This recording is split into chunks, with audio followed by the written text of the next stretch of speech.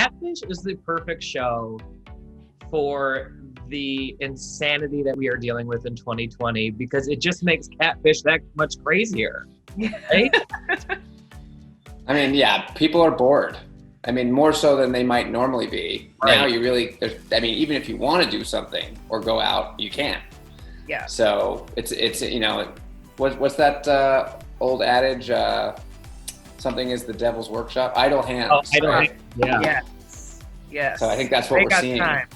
They got time right now. Do you guys like the new format with what you guys are doing with video chats and stuff? Because from what I've been seeing in the previous episodes, I feel like it lends itself well to your show.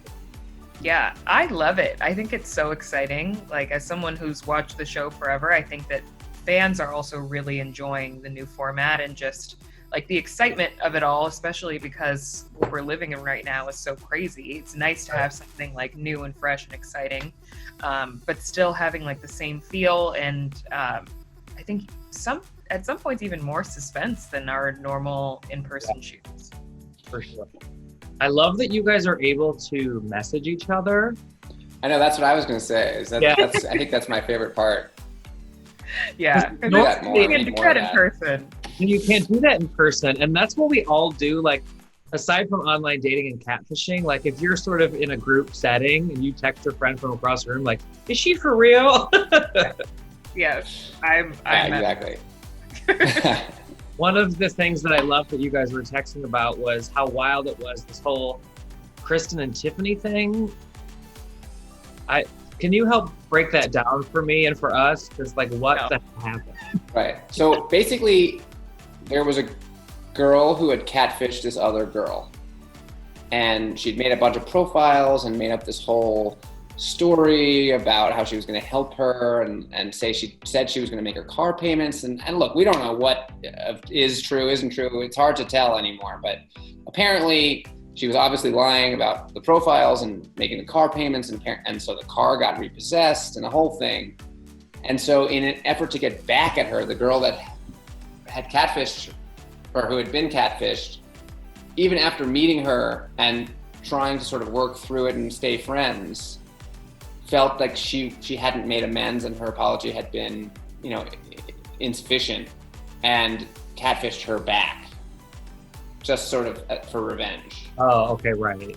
Yeah, but that was Kristen that was getting the retaliation, and we're helping Kristen, not knowing that she was actually catfished that entire time, and we're thinking that we're giving her new news and like new advice to do Google image search and like figuring out who people are, and she actually knew all of these things because she had done all of these things because she'd already figured out. Well, also, yeah, it's like, hey, Kristen, can you think of anyone who might want to do this to you? And she said, no, I can't think of anyone. And what about this girl whose life you destroyed for a year? It's like, that's crazy. Nev, you said you didn't know what to believe. How do you unpack a situation that is so layered like this? Like, how do you cherry pick the truth from the falsehoods? It's tough. It does happen, not frequently, but periodically, where we'll start out the episode excited to meet someone, to help them figure out what they're going through.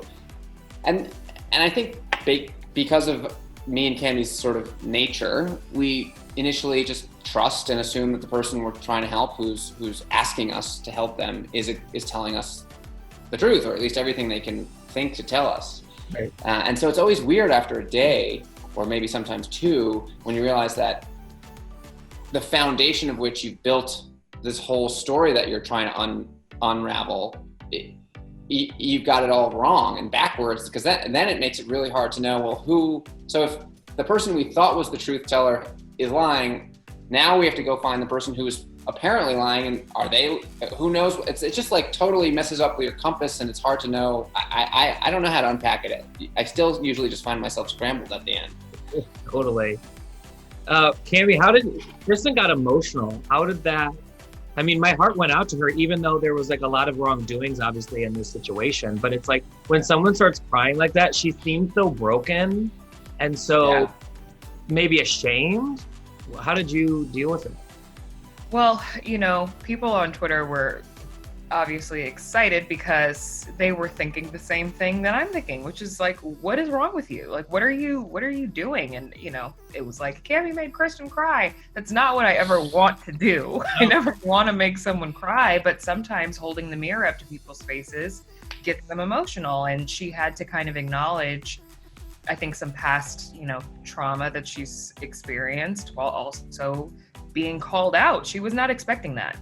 And I think that that's like the realest kind of emotion that you have probably seen in a while on TV, just in general. Yeah. Because she wasn't prepared for that. She was not prepared for her best friend to have done something like that. She definitely didn't think she was going to get called out for all of her stuff that she had already done.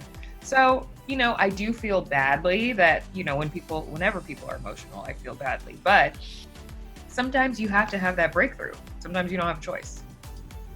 I also loved Jason and Keith recently. Like, especially too, you can sort of like Zoom bomb these people, and Keith's like, Quest. Oh.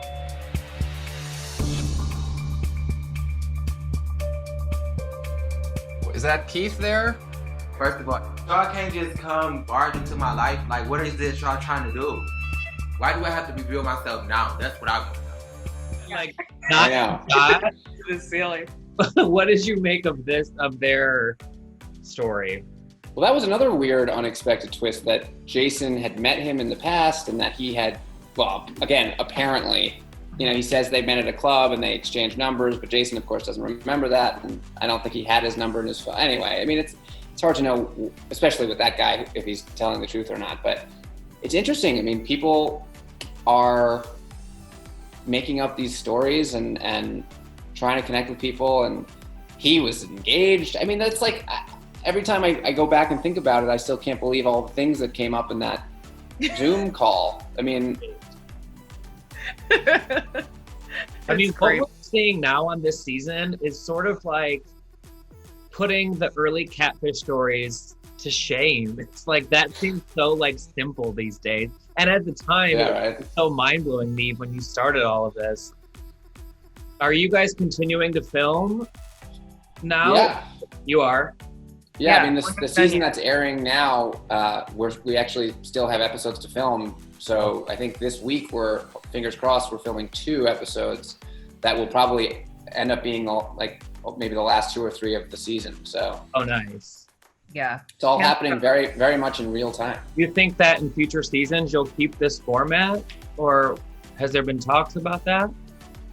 I mean, I think it's definitely shown us that this is an option.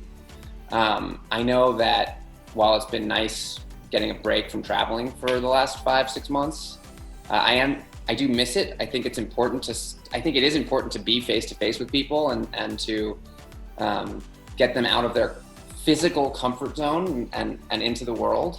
So I'm looking forward to going back to the old way, but obviously what I like about this format is that it opens up the door now to potentially do international episodes, because we don't have to travel the way we would have previously. So I don't know, I think it's a good opportunity for us to explore some new ideas and see what works.